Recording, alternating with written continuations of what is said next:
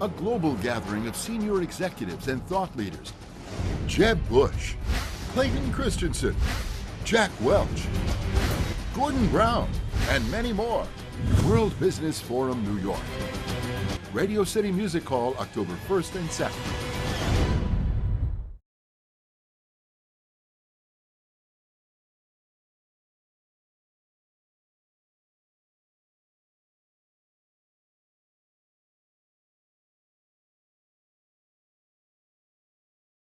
The website is mypinewoodhome.com, and the residents who left the area before we were able to get your email or your phone number, as of tomorrow you can go to that website, you can log in and subscribe, and then we will capture your email. And if you subscribe, you'll be able to get an email every time we have an update and we post something. It's going to be a blog. And we will keep you posted of all of the updates that we get from both FEMA, from Larimer County in terms of the rebuilding, and we'll also provide links to resources and even, opportunities for all of us to get together because we are such a tight community. All right. Well, thank you guys so much. I know you've got a friend from Boulder coming to get you, and hopefully you all make that travel over there safely. Great. Thank you. All right. Take care, guys. And again, happy anniversary.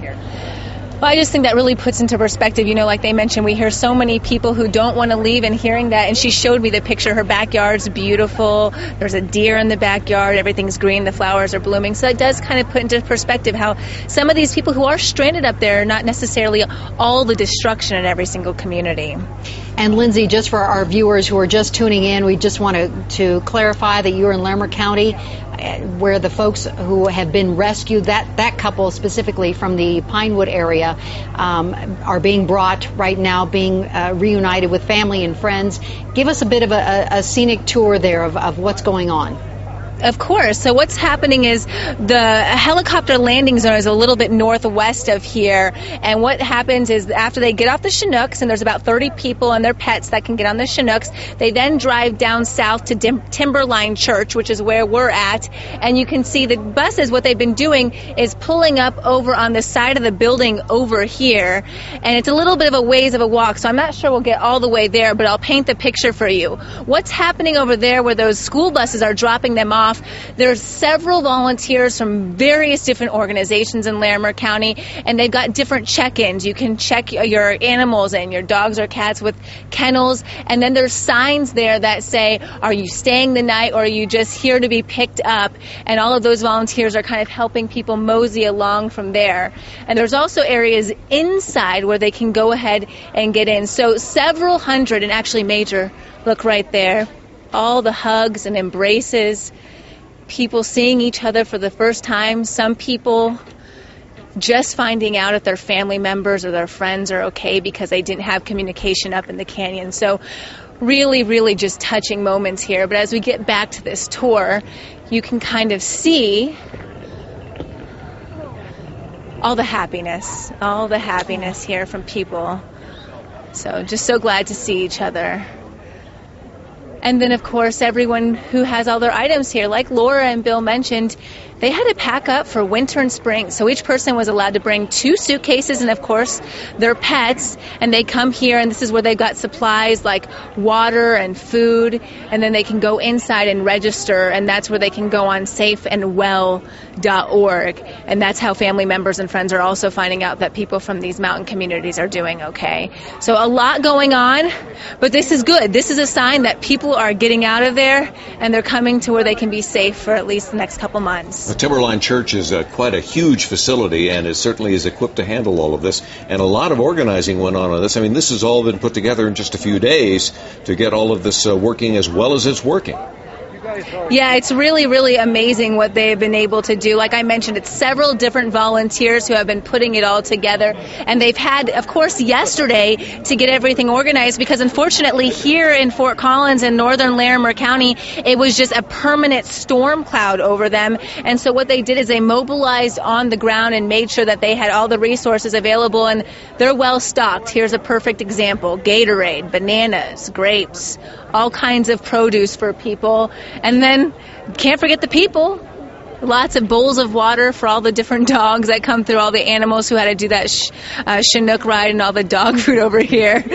A little bit of a shy dog, but yes, a lot of organization going on here, guys. It is certainly very impressive, and I know they were anticipating having about 300 to 400 people rescued by the end of the day, and it seems that they are ready for every single one of them, Lindsay. Just looking at their website, and they were saying that they have 250 volunteers that are working with them as well, and they are prepared to handle as many as 300 people. They're getting food and clothing and blankets and other items. And they're hoping to double that tomorrow. So tomorrow will be another day for those volunteers, and I think that's probably one of the best places to be right now, where people are happy to see you and ready to be received. All of those floodwaters in Larimer County have been working their way all across our state, heading out into Morgan County and other counties as far east. We are going now to Sterling, where Lance Hernandez is standing by. And Lance, you're at a spot there where folks can't go beyond where you are, right? I'm on Highway 6 on the east side of town. This is the main route into Sterling from the east. And I can tell you that the South Platte River, the main channel, is about 3/4 of a mile away, but there is so much water moving down the South Platte right now that it has created several more channels. It normally flows underneath Highway 6. Today it's flowing both underneath and over Highway 6. I want to tell you that Xcel Energy sent out a message via the Office of Emergency Management that a large substation on East Highway 6 has been compromised due to the flood. There is a possibility that customers will lose power today. There is a no flush order in Sterling. Because of that no flush order, the health department in northeastern Colorado has ordered all restaurants to close. Again, that has to do with the no flush order. It has nothing to do with the quality of Sterling's drinking water. We are told that that is safe. An evacuation order remains in effect for the basin north of Sugar Mill Road. Now, there are a number of businesses along the South Platte River that are submerged, including a motel, the Best Western Motel, a Cenex station, and also the Overland Trail Museum. We talked with a number of people today, including the owner of that Cenex station. We talked with a woman who works at a local Ford dealer, which is partially submerged, and we also talked with a Sterling area resident who has been evacuated. Here's what... This is the worst I've seen it. It gets pretty hairy. The bridge looks okay. DOC said they're concerned about the second bridge up there, but it's a little hairy going through it. What's the worst part about this whole thing? That's it, the unknowing. You just don't know what to do, because we've seen, watching Denver, go through what they've gone through, how fast things have happened. Never know what's going to happen here. We actually ended up hearing rumors that the waters were coming, and we didn't know for sure, so we went in and packed everything and got everything up high and just left, and we've been in a camper out at my husband's mom's house, just hanging out, watching the weather. Now, that last woman that you just heard said that they're used to going camping, so it's not that big of a deal for them to have to live out of their vehicle for a while. And she said, you know what, with everything that everyone else is going through, you just survive. Back live over here, you can see the waters of the South Platte River washing over 6th Avenue on the east side of town. A number of restaurants closed by order of the health department because of the no flush order. Apparently there is an issue with the wastewater treatment plant. Sterling's drinking water supply, we are told, is okay, so there's no issue there. The restaurants were closed because of the no flush order. We will continue to update you from Sterling. Right now, Lance Hernandez, 7 News. And Lance, it looks like beyond that, beyond the restaurants, it looks like all child care, pool facilities, body art, they're all required to close right now until the system is back up and operating. We're just getting this information in, and the city is estimating that could take at least a couple of days to inspect and assess. So that's some information you might share with some of those folks who are waiting and wondering. In the meantime, lots of road closures there around the Sterling area. I know it took some work for you to get there. And we're just hearing now that they're closing the Proctor Bridge. That's the one that we use to get onto the west side of town. We came up I-76 from Denver. We got off the main Highway 6 exit, which is over by the Visitor Center on the east side of town.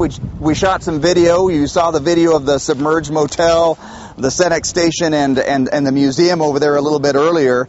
And then to get into downtown, which was about a mile away, we had to go 15 miles up the interstate to Proctor. That was the only bridge across the river that was open. We crossed the river there and then came back into Sterling on Highway 138. We were told at the time, though, that they were thinking about closing the Proctor Bridge, not because that bridge was in any danger, but because Highway 38 on the north side, Highway 138 on the north side of the river, the water was getting perilously close to that highway and to the railroad tracks over there, and there was concern, about, I guess, roadbed, that type of thing.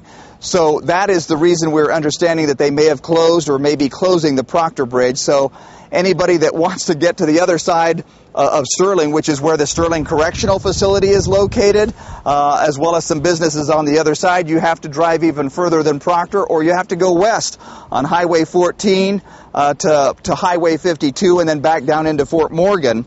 If you want to get on the other side over there from downtown. So there's quite a bit of driving that's involved, and you just should probably plan and check with CDOT to find out what bridges are open and which ones are closed. Back to you. All right. Thanks very much, Lance. We appreciate it. And, of course, that situation there is going to be very tough for a while, as it is in so many of the areas that have been affected by all of this flooding. Question is how long will the sunshine last? Well, that is a good question, because we are all welcoming it. So let's turn to our chief meteorologist, Mike Nelson. He's been watching radar today, and we're all so happy to see that it's quieter today compared to the last few days. Mike? Normally, we welcome green on the radar screen because that means beneficial rains for our normally semi-arid state. But now we'll take the browns that show up as just the normal background. A couple of scattered showers have moved down to the south of the Denver area. They didn't amount to much, and they've been weakening as they've come off of the foothills. And that's about what we're going to see going into the evening hours. Just not a lot of activity expected. There's some that's down around the Springs area, but for the most part, it's dry now at the Waldo Canyon site. I had a little concern there earlier, and there's maybe a sprinkle or two, one little bit of lightning up around Georgetown. That is about it. We're not seeing much activity. And for the next 2 hours, this is what the computer models are indicating. A few little showers here and there, but they will not amount to too much. We'll watch this little spot, but I don't think it's going to be particularly strong. Now, rainfall amounts have just been unbelievable, historic, really. Southeast Boulder has been the top number.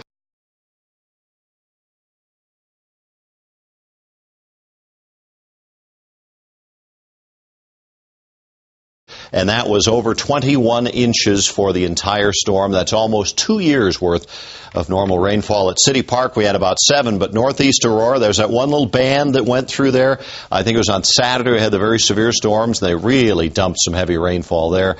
And farther to the north, also some equally historic rain totals. Over a foot at Bellevue, nearly a foot at Estes Park. Ward, almost 13 inches. Jamestown, 13.5. Less when you get farther off toward Greeley, but of course it all flows downhill, and so that's where all the flooding is going. A couple of light little showers showing up off to the west, but they really won't amount to much for the evening. They should drop down, but the damage is done as far as the river stages are concerned. We'll start out, first of all, looking at the gauge at Kersey. It peaked Friday at almost 19 feet. Sunday afternoon down to about 16, and it's going to pop up a little bit more this evening, back to about 17.4. Fort Morgan, Sunday morning at 13.71, and it's going to stay at about 12.5, fluctuate a little bit for the next 48 hours. And, of course, the big one is now Julesburg. The average flow has been about 1.59 feet. And look at this. It is going to just race up by noon tomorrow to 8 feet, and then probably peak Wednesday morning at 11.2 feet. So that flood is just continuing to push itself downstream, with more tough times coming for the folks out on the eastern plains as well. Mike and Ann? We'll watch it very closely. Thank you, Mike. But I think the exciting thing today is that we have seen some rescues despite what you're seeing now. Again, live pictures from Air Tracker 7, this along the Platte, and widespread flooding that will continue to be a problem for Colorado for weeks and months and probably years to come as people work to rebuild and figure out what their next move is. This video from Air Tracker 7 is so telling as it heads back from Greeley toward Longmont now.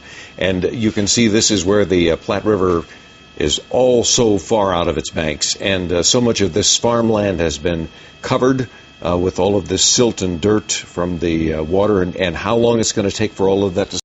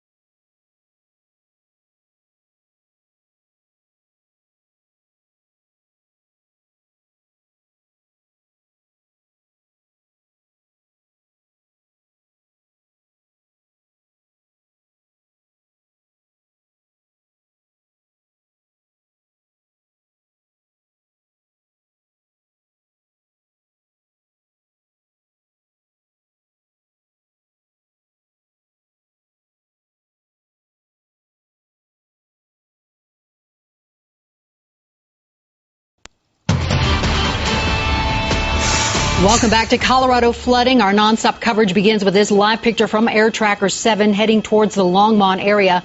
It's northwest Longmont that was the hardest hit from these floods. But look at those beautiful blue skies out there with some clouds. And this has allowed so many great things to be happening today for the first time in what feels like a very long time. We were waiting for those Chinook helicopters, which had arrived over the weekend, to finally get off the ground and get out there and start bringing some folks back. And that's just what they've been doing all day in Larimer County and in Boulder County. This is Boulder County here, in which you see these pets that are being brought off. The folks are being brought off with whatever luggage that they could take with them.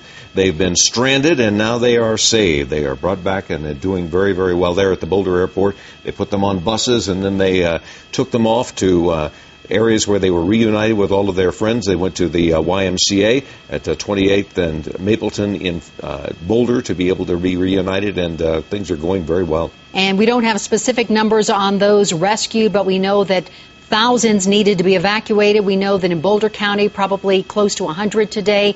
In Larimer County, probably double that number, and they were hoping to rescue about 300 to 400 by later this afternoon. So a lot of great things, a lot of people with smiles on their faces, and their pets, their kids, all of the important belongings that they were able to retrieve back on dry land today. Ashley Walter standing by now. Ashley, you're there at the airport. You've seen all of these wonderful reunions and the Chinooks getting off and getting back and all the pets coming off. But there's also been, we've gotten a real good look at Left Hand Canyon now, a first-hand view. Oh, we sure have. We did send a photographer there, and we'll bring you that here in just a moment. But first, I've received some updated numbers from right here at Boulder Airport, and we know that on these helicopters right here, more than 200 people were evacuated today, more than 100 pets. That means that since all of this started, more than 1,700 have been rescued by military alone, just in Boulder County, by air and by ground. Now, we know that right now these helicopters are sitting on the ground because they are actually formulating a plan for the grid search with those rescuers from the Fort Carson 4th Infantry Division. They're thinking through what they have gathered, all the details, figuring out where they have searched, where they have not searched, to possibly do that grid search starting tonight. Now, as all of this has happened by air, as you said a moment ago, other crews have gone out by land, some of them from other states. So take a look at what we found out today. Prepared but unsure what they will find. They work a database of homes trying to check off the unaccounted. In 4 Mile Canyon, they find Lydia Turpak, who says she won't leave just yet. We've all sort of banded together to pool our food resources. We all have running water and power. So we're fine. We just can't get down anywhere. The rescuers tell Turpak to stay put and communicate if she needs help. We've had other evacuees who, once we've talked to them, explained the situation, they've realized that there is a little bit more danger to them, or that they won't have infrastructure support, and they've decided on their own to get to evacuate. In Left Hand Creek, structures have been tossed aside and more roads impassable. Wagon Wheel Gap is crumpled like peanut brittle. A home nearby sits like a stone in a newly carved river. Mother Nature's pretty strong, and when she decides to do something, she's going to be able to accomplish that. So again, here in Boulder County, we know that there are no immediate calls for help, but that a grid search is being formulated just to make sure that everybody's accounted for. And if you are in touch with anybody who has chosen to stay in their home, law enforcement is asking that you encourage them to come out. Live here in Boulder, Ashley Welcher, 7 News. Ashley, explain to us a little, or as much as you can tell us about the grid search. You said that they'll be out tonight as well?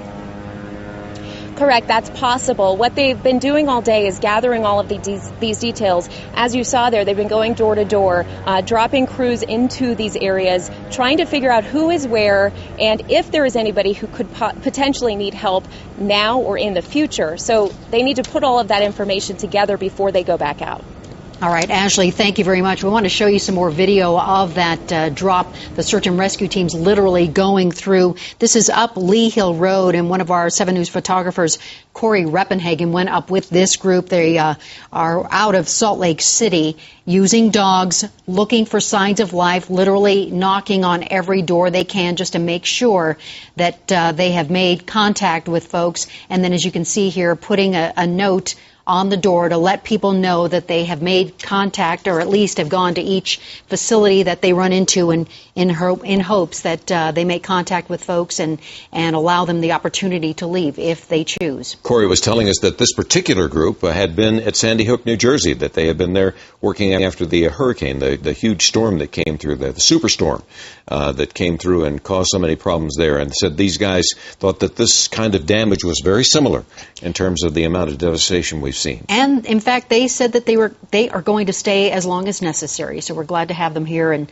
helping with so many of our other emergency operations crews that are working nonstop to rescue the thousands who are unaccounted for, or at least those who need rescue. Not necessarily that many unaccounted for. I think that number is closer to about 300 now, but we're waiting to get updated information on the specific numbers. But as you well know, that number changes. We know that there are 7 people who have died in this flooding event over the last couple of days, and but right now, still evacuations underway. So as far as specific numbers, that is all very fluid. Boy, Corey's video from Left Hand Canyon is really quite remarkable. You see the road just falls off there and how much of it is torn up. We've seen so much more of the devastation today because the crews have had good enough weather to actually be able to get back there, and they have taken some of our journalists along with them, and this is what you're seeing now, going along with the crew and watching. Here's a home which has a